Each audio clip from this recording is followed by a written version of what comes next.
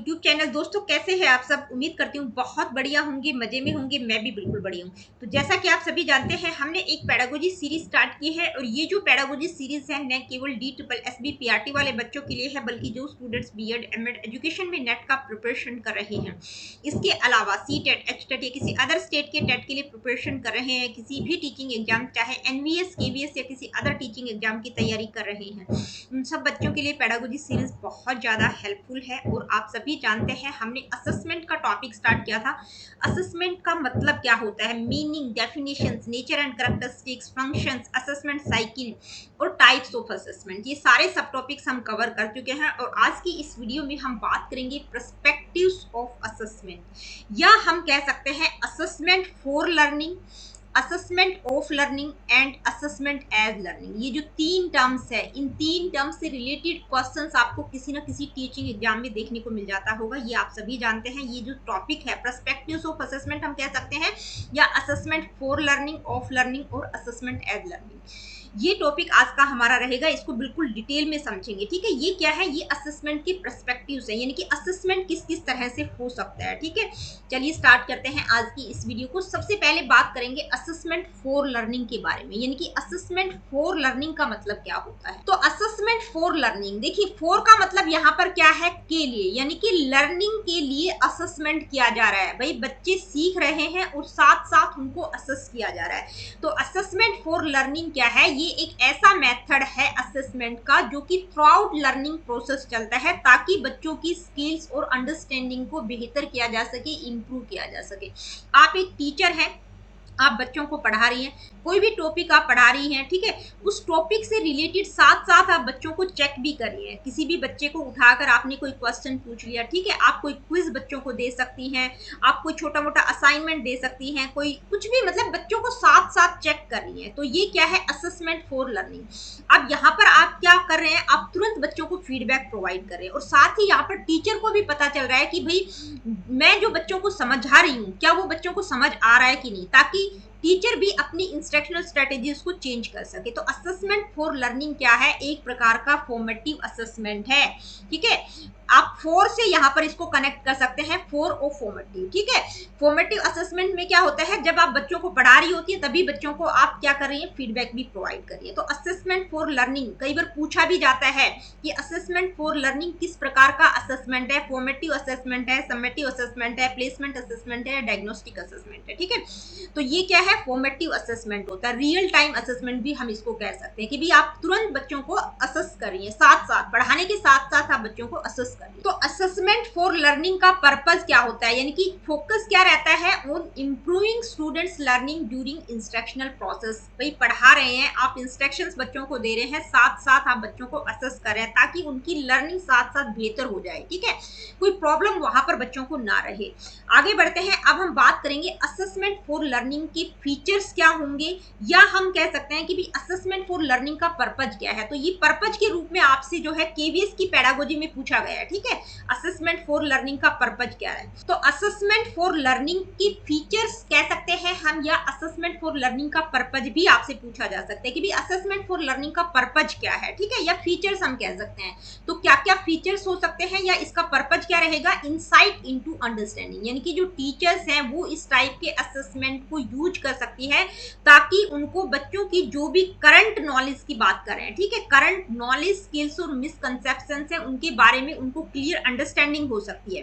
भाई assessment for learning का प्रयोग टीचर्स अगर करती हैं, यानी कि फॉर्मेटिव असेसमेंट का प्रयोग टीचर्स करती है, तो उनको साथ साथ पता चलता रहता है कि भी बच्चों को कहाँ पर क्या प्रॉब्लम है, बच्चों की स्किल्स, अंडरस्टैंडिंग्स, मिसकंसेप्शन के बारे में उनको क्लियर अंडरस्टैंडिंग हो जाती है। नेक्स्ट है गाइडिंग इंस्ट्रक्शंस। भाई टीचर को समझ आ गया कि बच्चे को कहाँ पर प्रॉब्लम है, जब टीचर को पता चल जाता है तो उसी के अकॉर्डिंग वो अपनी इंस्ट्रक्शनल स्ट्रेटेजीज को चेंज कर सकती है, और बच्चे को उनकी प्रॉब्लम कहाँ पर है उसके अकॉर्डिंग वो उनको गाइड कर सकती है कि भी बच्चा कहाँ पर डिफिकल्टी फेस कर रहा है। ठीक है, ताकि उनकी डिफिकल्टीज को एड्रेस किया जा सके, उनको उसी प्रकार से वो गाइड कर सकती है। नेक्स्ट है कॉन्टिन्यूस फीडबैक। तो ये क्या है, एक प्रकार का फॉर्मेटिव असेसमेंट है। असेसमेंट फॉर लर्निंग क्या है, फॉर्मेटिव असेसमेंट है। तो यहाँ पर तुरंत, मतलब बच्चे को जब टीचर पढ़ा रही है तो साथ साथ उसको फीडबैक प्रोवाइड करिए, उसकी स्ट्रेंथ और वीकनेसेस क्या है उनके बारे में वो बता सकती है। नेक्स्ट है इंक्रीजेस इंप्रूवमेंट, यानी कि इंप्रूवमेंट के लिए भी इंक्रेज करता है, कॉन्टिन्यूस इंप्रूवमेंट के लिए इंक्रेज करता है असेसमेंट फॉर लर्निंग,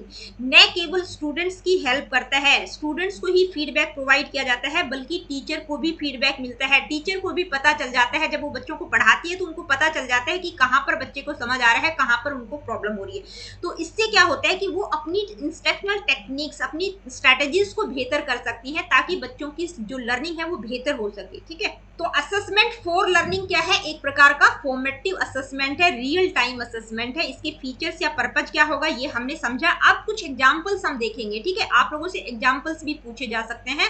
तो क्विज एंड टेस्ट ये किस प्रकार का एग्जांपल है? ये असेसमेंट फॉर लर्निंग का एग्जांपल है। भाई टीचर बच्चों को पढ़ा रही है, साथ साथ उनको कोई छोटी मोटी क्विज दे रही है या कोई टेस्ट उनका ले रही है, तो ये क्या है? एक प्रकार का असेसमेंट फॉर लर्निंग कहेंगे या फॉर्मेटिव असेसमेंट कहेंगे। क्लास डिस्कशन हो गया, इंटरेक्टिव एक्टिविटीज हो गई, ऑब्जर्वेशन और डिस्कशन, ये किसके एग्जांपल्स है?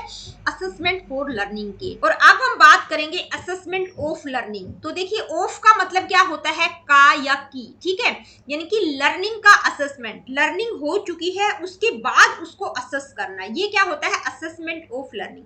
तो ये एक प्रकार का क्या है? सम्मेटिव असेसमेंट है। सम्मेटिव असेसमेंट में क्या होता है कि भाई पूरे साल के लास्ट में या सेमेस्टर के लास्ट में जब बच्चों को असेस किया जाता है, ठीक है, पूरे साल बच्चों ने क्या किया उसके आधार पर जब टीचर एक जजमेंट प्रोवाइड करती है, न केवल बच्चों को, उनके पेरेंट्स को, दूसरे टीचर्स को भी, यानी कि जो क्लास टीचर होती है वो दूसरे टीचर्स के साथ भी कम्युनिकेट करती है, पेरेंट्स के साथ भी कम्युनिकेट करती है, बच्चों को भी बताती है उनकी लर्निंग के बारे में कि भाई उन्होंने पूरे साल में क्या कुछ सीखा है, एक जजमेंट प्रोवाइड करती है। तो ये क्या होता है? Assessment of learning. तो असेसमेंट ऑफ लर्निंग को क्यों डिजाइन किया गया? ताकि स्टूडेंट्स की अचीवमेंट को इवेल्युएट और समराइज किया जा सके एक स्पेसिफिक टाइम पीरियड के दौरान। भाई एक साल में या एक सेमेस्टर के दौरान बच्चों ने क्या सीखा, ठीक है, उनकी ओवरऑल अचीवमेंट क्या है, उसको असेस करने के लिए असेसमेंट ऑफ लर्निंग का प्रयोग किया जाता है। एक प्रकार का समेटिव असेसमेंट इसको हम कहेंगे। ठीक है, तो असेसमेंट ऑफ लर्निंग क्या करता है? एक स्नैपशॉट प्रोवाइड करता है कि बच्चों ने क्या सीखा, जो भी लर्निंग ऑब्जेक्टिव थे, जो भी स्टैंडर्डाइज लर्निंग ऑब्जेक्टिव थे, उनके संदर्भ में जो प्री डिफाइंड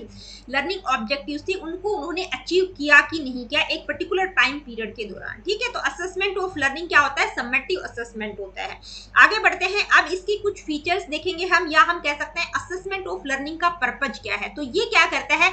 अचीवमेंट को असेस करता है कि भाई बच्चों की नॉलेज, स्किल्स, अंडरस्टैंडिंग, जो भी प्री डिफाइंड स्टैंडर्ड्स या जो भी टीचिंग लर्निंग ऑब्जेक्टिव्स हैं उनके संदर्भ में उनकी स्किल्स, नॉलेज को असेस करता है कि उन्होंने पूरे साल के दौरान क्या क्या सीखा, क्या उन्होंने लर्निंग ऑब्जेक्टिव्स को अचीव किया कि नहीं किया। नेक्स्ट है फाइनल ग्रेडिंग। तो जो समेटिव असेसमेंट या असेसमेंट ऑफ लर्निंग होता है, इसमें बच्चों को जो भी कोर्स वो कर रहे हैं तो साल के लास्ट में उनको कोई भी डिग्री, डिप्लोमा प्रोवाइड किया जाता है, ग्रेड्स प्रोवाइड किया जाते हैं उनकी ओवरऑल परफॉर्मेंस के आधार पर। ठीक है, नेक्स्ट है डेटा फॉर डिसीजन मेकिंग, यानी कि डिसीजन मेकिंग के लिए डेटा प्रोवाइड करता है असेसमेंट ऑफ लर्निंग, क्योंकि ये क्या है? समेटिव असेसमेंट है। बच्चे की ओवरऑल अचीवमेंट के आधार पर जो भी डेटा होता है, बच्चे ने पूरे साल में क्या किया या एक पर्टिकुलर कोर्स के दौरान उन्होंने क्या अचीव किया, उसके आधार पर उनकी आगे की एजुकेशनल प्रोग्रेस क्या रहेगी, कहां पर वो एडमिशन ले सकते हैं, क्या कर सकते हैं, उसके लिए डेटा प्रोवाइड करता है। नेक्स्ट है फीडबैक फॉर इंप्रूवमेंट, यानी कि इंप्रूवमेंट के लिए फीडबैक दिया जा सकता है। बच्चों की ओवरऑल अचीवमेंट को देखा गया, मान लीजिए कोई बच्चा दूसरे स्ट्रीम में जाना चाहता है लेकिन वो उस स्ट्रीम में अच्छा नहीं है, ठीक है,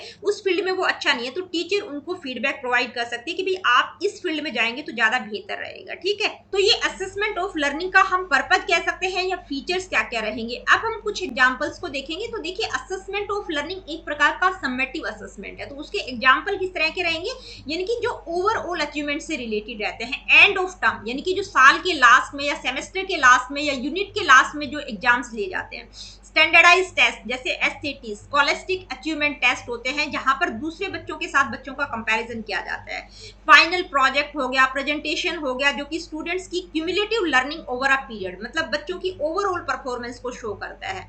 तो ये किसके एग्जांपल्स हैं? असेसमेंट ऑफ लर्निंग या समेटिव असेसमेंट भी इसको हम कहते हैं। आगे बढ़ते हैं, अब हम बात करेंगे असेसमेंट एज लर्निंग की। तो असेसमेंट एज लर्निंग का मतलब क्या होता है? देखिए एज का मतलब क्या होता है, यहाँ पर एज का मतलब होता है रूप में, ठीक है, यानी कि लर्निंग लर्निंग के रूप में असेसमेंट किया जा रहा है।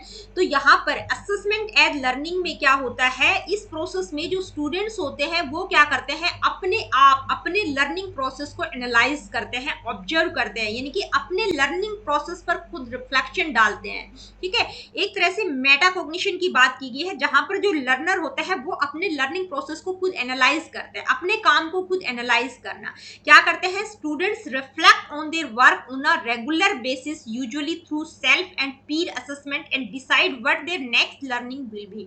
यानी कि खुद वो अपने प्रोसेस, लर्निंग प्रोसेस को एनालाइज करते हैं, वहां पर वो अपने साथी लोगों की भी मदद ले सकते हैं। ठीक है, तो असेसमेंट एज लर्निंग में क्या होता है, स्टूडेंट्स अपने लर्निंग प्रोसेस को खुद एनालाइज करते हैं। तो असेसमेंट एज लर्निंग की जब हम बात करते हैं तो ये किस चीज पर फोकस करता है कि भाई इसमें क्या होता है, स्टूडेंट्स क्या करते हैं, एक्टिव पार्टिसिपेंट्स के रूप में होते हैं, क्योंकि वो अपने लर्निंग प्रोसेस को खुद एनालाइज कर रहे हैं। ठीक है, उनमें अवेयरनेस क्रिएट होती है और यहाँ पर क्या करते हैं कि वो अपनी प्रोग्रेस की रिस्पॉन्सिबिलिटीज खुद लेते हैं। ठीक है, इस चीज पर फोकस किया गया है। असेसमेंट एज लर्निंग का मेन फोकस क्या है कि भाई स्टूडेंट एक्टिव पार्टिसिपेंट रहे, उनको इंकरेज किया जा सके उनके खुद के लर्निंग प्रोसेस के बारे में, और उनकी प्रोग्रेस हो रही है या जो भी उनकी स्ट्रेंथ और वीकनेस है उनके बारे में वो खुद रिस्पॉन्सिबल हो। ठीक है, तो असेसमेंट एज लर्निंग का मतलब क्या होता है कि भाई जो लर्नर होता है वो खुद पर रिफ्लेक्शन डालता है, अपनी लर्निंग प्रोसेस को खुद एनालाइज करता है। तो असेसमेंट एज लर्निंग का मतलब क्या होता है आप लोगों को समझ आ गया होगा। अब हम बात करेंगे असेसमेंट एज लर्निंग के कुछ फीचर्स की, या हम कह सकते हैं असेसमेंट एज लर्निंग का पर्पज क्या है, क्या क्या फीचर्स या पर्पज होगा इसका। सेल्फ अवेयरनेस, यानी कि ये जो असेसमेंट एज लर्निंग है बच्चों को अवेयर करता है, खुद अवेयर करता है कि भी अपने लर्निंग प्रोसेस को खुद रिफ्लेक्ट करे, अपनी खुद की स्ट्रेंथ और वीकनेसेस को पहचाने। नेक्स्ट है सेल्फ रेगुलेशन। भाई ये जो असेसमेंट एज लर्निंग है बच्चों को सेल्फ रेगुलेशन के लिए प्रमोट करता है, कि बच्चों को इंकरेज करता है कि वो अपने खुद के लर्निंग ऑब्जेक्टिव सेट करे और फिर उनके अकॉर्डिंग अपनी प्रोग्रेस को ट्रैक करे, यानी कि वो आइडेंटिफाई करे कि भाई मैंने ये लर्निंग ऑब्जेक्टिव्स अपने बनाए थे इस पर्टिकुलर टॉपिक के, क्या मैंने इनको अचीव किया कि नहीं किया। ठीक है, नेक्स्ट है एक्टिव इन्वॉल्वमेंट। भाई बच्चा अपने आप को खुद असेस कर रहा है तो वो बिल्कुल एक्टिव होकर काम करेगा, यानी कि अपना असेसमेंट वो खुद एक्टिवली करेगा। ठीक है, एक्टिव रहेगा, पैसिव नहीं रहेगा, साथ ही वो अपने दूसरे साथी लोगों की भी हेल्प ले सकता है इस असेसमेंट में, उनसे भी वो सलाह ले सकता है। ठीक है, तो यहाँ पर क्या होगा, जब बच्चा अपने आप को खुद असेस कर रहा है, अपने आप को चेक कर रहा है, एनालाइज कर रहा है, तो इससे बच्चे की क्रिटिकल थिंकिंग और साथ ही इवेल्युएशन करने की जो स्किल्स हैं वो भी डेवलप होंगी। ठीक है, वो अपने आप को खुद इवेल्युएट कर रहा है। नेक्स्ट है फीडबैक यूटिलाइजेशन। भाई फीडबैक को भी यूटिलाइज कर सकता है, खुद को असेस कर रहा है, साथ ही जो उसके क्लासमेट है, उसके साथ पढ़ने वाले, उसके फ्रेंड सर्कल है, वो भी उसको बता सकते हैं उसकी कमियों और अच्छाइयों के बारे में। तो वहां पर क्या होगा कि बच्चे को पता चल जाएगा कि मेरे को अपनी कौन कौन सी स्टडी हैबिट्स को चेंज करने की आवश्यकता है, कहां पर मेरे को एडिशनल, किस स्पेसिफिक एरियाज में एडिशनल हेल्प की आवश्यकता है। तो ये असेसमेंट एज लर्निंग के कुछ फीचर्स कह सकते हैं या पर्पज हम कह सकते हैं, जहां पर लर्नर खुद एक्टिव होकर अपने आप को एनालाइज करता है, अपने आप को असेस करता है, साथ ही अपने दोस्तों की भी हेल्प ले सकता है। ठीक है, इसके कुछ एग्जांपल्स यहाँ पर मैं आप लोगों को बता देती हूँ, जैसे सेल्फ असेसमेंट एक्टिविटीज। ठीक है, वे students evaluate their own work against set criteria. भाई बच्चों ने अपना कोई क्राइटेरिया सेट किया है, उसके आधार पर वो अपने आप को इवेल्युएट करें, सेल्फ असेसमेंट। ठीक है, goal setting exercise, way students outline there learning objectives and create action plans. ठीक है, बच्चों ने कोई गोल सेट किया, उसके अकॉर्डिंग वो काम करते हैं। पीयर रिव्यूज, भाई अपने जो साथी लोग हैं उनसे भी वो पुनर्विचार कर सकता है, अपनी स्ट्रेंथ और वीकनेसेस के बारे में डिस्कस कर सकता है। तो ये असेसमेंट एज लर्निंग की कुछ एग्जांपल्स हैं। अब ये जो 3 टॉपिक्स हमने डिस्कस किए हैं, assessment for learning, assessment of learning, assessment as learning. ठीक है, फॉर लर्निंग फॉर्मेटिव असेसमेंट होता है, ऑफ लर्निंग समेटिव असेसमेंट होता है, एज लर्निंग में क्या होता है, जो लर्नर होता है वो खुद अपना असेसमेंट खुद करता है। ठीक है, अब मेटा कॉग्निशन की बात की गई, भाई अपने आप को एनालाइज करता है। आई होप कि ये तीनों टर्म्स आप लोगों को अच्छे से समझ आ गई होंगी। अब इस टॉपिक से रिलेटेड कुछ एमसीक्यूज को हम डिस्कस करेंगे। Let me see what is the first question, which of the following best describe the primary focus of assessment for learning. यानी कि असेसमेंट फॉर लर्निंग का प्राइमरी फोकस इनमें से क्या होगा। ठीक है, असेसमेंट फॉर लर्निंग मतलब फोर का मतलब क्या है, यहाँ पर फोर से आप कनेक्ट कर सकते हैं, मतलब नहीं कह रही, फोर से आप कनेक्ट कर सकते हैं, फॉर्मेटिव असेसमेंट की बात की गई। असेसमेंट फॉर लर्निंग क्या है, फॉर्मेटिव असेसमेंट, जहां पर टीचर जब बच्चों को पढ़ाती है साथ साथ इंस्ट्रक्शंस भी प्रोवाइड करती है। तो क्या होगा इसका primary purpose, providing a final grade for students performance, तो ये एक प्रकार का क्या है, ऑफ असेसमेंट है, ठीक है, जहां पर फाइनल ग्रेड प्रोवाइड किए जाते हैं। Guiding and improving ongoing teaching and learning process, ranking students based on their final outcomes, ensuring consistency in standardised test. तो क्या होगा, जहां पर टीचर बच्चों को ऑनगोइंग फीडबैक प्रोवाइड करती है, गाइड करती है, साथ साथ पढ़ाने के साथ साथ। Next question, which of the following perspectives of assessment places the greatest emphasis on students self regulation and autonomy.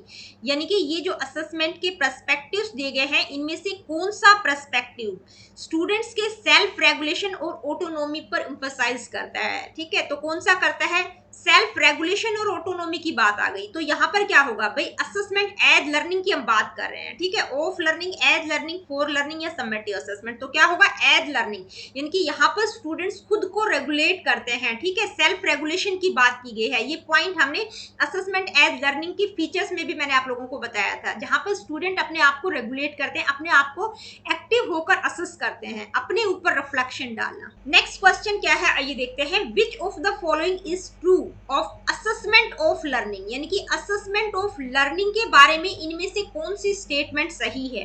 तो असेसमेंट ऑफ लर्निंग का मतलब क्या है, एक प्रकार से हम समेटिव असेसमेंट की बात करें, ठीक है, किसकी बात करें, समेटिव असेसमेंट की।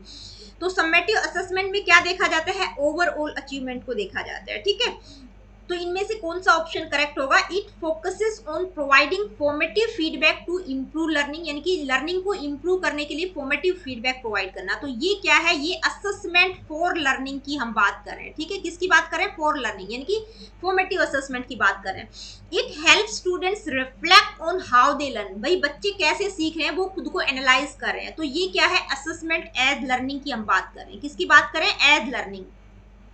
It is used to evaluate and report final achievement to external stakeholders। तो ये आपका ऑप्शन बिल्कुल करेक्ट होगा कि भाई फाइनल अचीवमेंट के बारे में इवेल्युएट करना, एक रिपोर्ट प्रोवाइड करना जो एक्सटर्नल स्टेक होल्डर्स है उनको, यानी कि जो भी टीचर पेरेंट्स है उनको फाइनल अचीवमेंट के बारे में एक रिपोर्ट प्रोवाइड करना, वो क्या होगा, assessment of learning. Next question है, which assessment perspective is primarily concerned with improving instructional practices based on real time feedback। भाई कौन से पर्सपेक्टिव में, असेसमेंट का कौन सा पर्सपेक्टिव है जिसमें रियल टाइम फीडबैक के आधार पर इंस्ट्रक्शनल प्रैक्टिसेस को इंप्रूव किया जा सकता है। तो रियल टाइम फीडबैक की बात हम किसमें करते हैं, assessment of learning, for learning, as learning, diagnostic assessment. तो किसमें करते हैं, असेसमेंट फॉर लर्निंग, यानी कि real time feedback, continuous feedback provide किया जाता है जब बच्चों को पढ़ाया जा रहा है, ताकि इंस्ट्रक्शनल प्रैक्टिसेस, इंस्ट्रक्शनल स्ट्रेटेजीज को चेंज किया जा सके, एडजस्ट किया जा सके।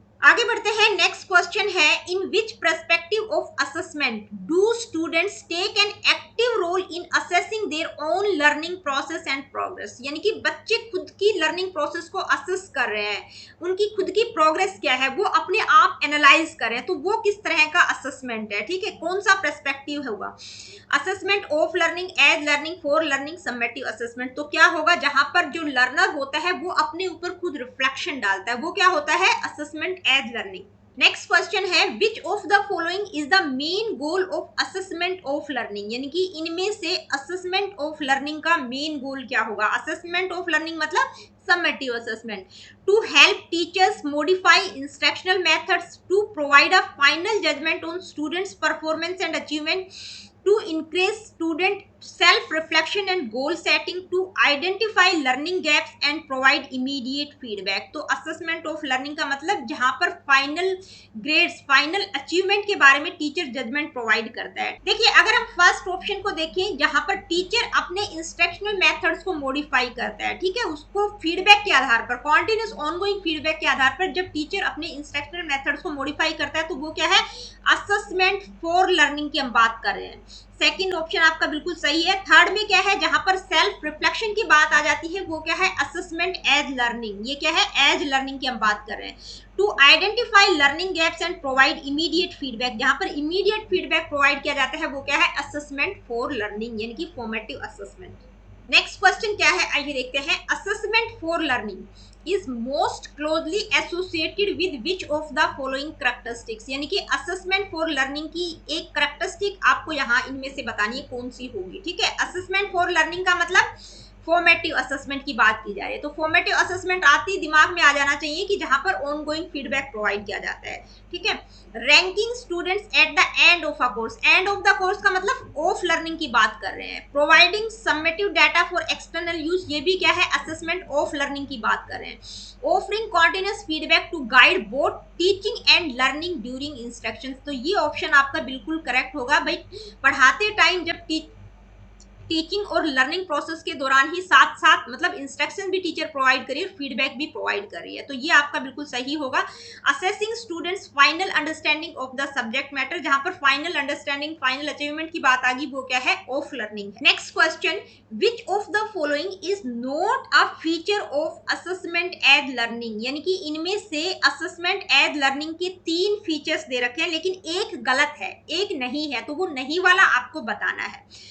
Teachers grading students based on predefined criteria, students using feedback to adjust their learning strategies, increasing students to monitor their own progress, promoting student reflection and self assessment, तो आपका पहला ही ऑप्शन गलत होगा, यानी कि teachers grading students based on pre defined criteria, यानी कि जो पहले से डिफाइंड क्राइटेरिया है उसके आधार पर टीचर बच्चों को जो ग्रेड प्रोवाइड करती है, तो वो एक प्रकार का असेसमेंट ऑफ लर्निंग की बात की जा रही है। बाकी जो 3 कैरेक्टरिस्टिक्स हैं वो किसकी है, असेसमेंट एज लर्निंग की है। आगे बढ़ते हैं, नेक्स्ट क्वेश्चन है, which of the following differentiates assessment for learning from assessment of learning, यानी कि असेसमेंट फॉर लर्निंग और असेसमेंट ऑफ लर्निंग में क्या डिफरेंस है, ठीक है, आपको डिफरेंशिएट करना है। तो यहाँ पर हम बिल्कुल जानते हैं कि भाई असेसमेंट फॉर लर्निंग का मतलब क्या होता है, formative assessment, assessment of learning क्या है, समेटिव असेसमेंट है, ठीक है। तो डायरेक्टली मैं आप लोगों को आंसर बता रही हूँ, असेसमेंट फॉर लर्निंग क्या है, formative, while assessment of learning is summative assessment. Next question क्या है, आइए देखते हैं, which perspective of assessment is most likely to involve students in setting learning goals and reflecting on their own progress, भाई student अपने learning goals को खुद set करता है और अपनी प्रोग्रेस पर खुद रिफ्लेक्शन डालता है, तो वो क्या होगा, assessment of learning as learning for learning diagnostic assessment, तो क्या होगा, एज लर्निंग, यानी कि जहां पर स्टूडेंट अपनी लर्निंग प्रोसेस को खुद एनालाइज करता है, अपने लर्निंग प्रोसेस पर खुद रिफ्लेक्शन डालता है, ठीक है।